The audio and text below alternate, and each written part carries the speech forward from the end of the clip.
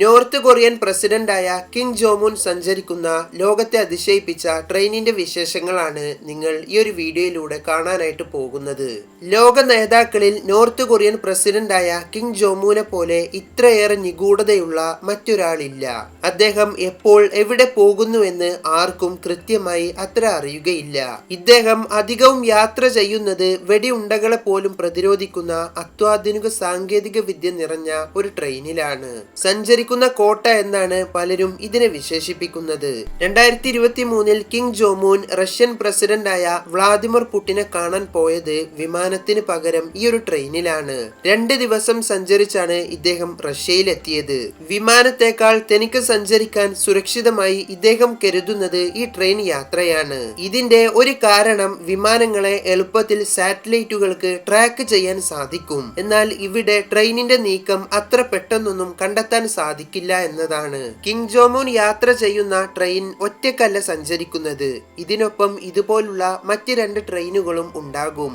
ആദ്യം Kim Jong Un സഞ്ചരിക്കുന്ന ട്രെയിനിനു മുന്നിൽ മറ്റൊരു ട്രെയിൻ ഉണ്ടാകും. പോകുന്ന വഴിയിലെ റെയിൽ പാതയിൽ എന്തെങ്കിലും ബോംബുകളോ മറ്റു അപകടങ്ങളോ ഉണ്ടോ എന്ന് പരിശോധിക്കാനാണ് ഈ ട്രെയിൻ ആദ്യം സഞ്ചരിക്കുന്നത്. ഇനി പിന്നിലെ ട്രെയിനിലുള്ളത് ഇദ്ദേഹത്തിന്റെ ബോഡി ഗാർഡുകളും ആവശ്യമായ മെഡിക്കൽ സൗകര്യങ്ങളുമാണ്. പോകുന്ന വഴിക്ക് എന്തെങ്കിലും അപകടം ഉണ്ടായാൽ ഉടൻ നടപടിയെടുക്കാൻ ഈ ബോഡി ഗാർഡുകൾ 24 മണിക്കൂറും സജ്ജരാണ്. ഈ പറഞ്ഞ 2 ട്രെയിനുകളുടെയും നടുവിലായാണ് കിം ജോങ് ഉൻ സഞ്ചരിക്കുന്ന ട്രെയിൻ ഉണ്ടാവുക. ഈ ട്രെയിനിന്റെ ജനലുകളെല്ലാം വെടിയുണ്ടകളെ പോലും പ്രതിരോധിക്കാൻ കഴിയുന്നവയാണ്.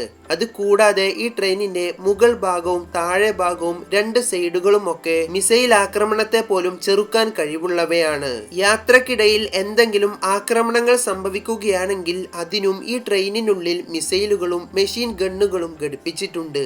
ഇനി ഈ ട്രെയിൻ മൊത്തമായി തന്നെ തകർന്നു കഴിഞ്ഞാലും അതിനകത്തുള്ള കിം ജോങ് ഉനെ രക്ഷപ്പെടാനായി ഇതിനുള്ളിൽ ഒരു ഹെലികോപ്റ്റർ തന്നെ ഉണ്ട്. ഈ ട്രെയിൻ പോകുമ്പോൾ മറ്റുള്ള റെയിൽവേ സ്റ്റേഷനുകളിലെ വൈദ്യുതി കണക്ഷൻ വരെ ഒഴിവാക്കാറുണ്ട്. ഇദ്ദേഹത്തിന്റെ ട്രെയിനിനായി പ്രത്യേകം റെയിൽവേ സ്റ്റേഷനുകളുമുണ്ട്. മണിക്കൂറിൽ 50 മുതൽ 60 കിലോമീറ്റർ വേഗതയിലാണ് ഈ ട്രെയിൻ സഞ്ചരിക്കുന്നത്. ഇതൊന്നും കൂടാതെ ഇതിനകത്ത് കിം ജോങ് ഉനായി ഒരു കോൺഫറൻസ് ടേബിൾ, സാറ്റലൈറ്റ് ഫോണുകൾ, മാപ്പുകൾ, കമ്പ്യൂട്ടറുകളും എന്നിവയെല്ലാം ഉണ്ട്. ഇതിനകത്ത് ഇരുന്നു തന്നെ കിം ജോങ് ഉന് തന്റെ രാജ്യത്തെ കൺട്രോൾ ചെയ്യാനും ആണവ മിസൈലുകൾ വിക്ഷേപിക്കാനും സാധിക്കും. ഒരിക്കൽ കിം ജോങ് ഉൻ വിയറ്റ്നാമിൽ വെച്ച് അമേരിക്കൻ പ്രസിഡന്റായ ട്രംപിനെ കാണാൻ പോയപ്പോൾ ഇദ്ദേഹം നീണ്ട 60 മണിക്കൂർ യാത്രയാണ് ഈ ട്രെയിനിൽ നടത്തിയത്. ഈ ട്രെയിനിനുള്ളിലെ ചിത്രങ്ങളോ കാര്യമായ വിവരങ്ങളോ ഇന്ന് ലോകത്തിനു മുന്നിൽ അത്ര വെളിപ്പെടുത്തിയിട്ടില്ല. യാത്ര കഴിഞ്ഞാൽ ഈ ട്രെയിൻ എവിടെയാണ് പാർക്ക് ചെയ്യുന്നതെന്നോ ഇതിന് എത്ര ബോഗികൾ ഉണ്ടെന്നോ എന്നുള്ള കാര്യങ്ങളെല്ലാം നോർത്ത് കൊറിയയും പ്രസിഡന്റായ കിം ജോങ് ഉനും ഇന്നും രഹസ്യമായി സൂക്ഷിക്കുന്നു. അപ്പോൾ നമ്മുടെ വീഡിയോ ഇവിടെ അവസാനിപ്പിക്കുകയാണ്.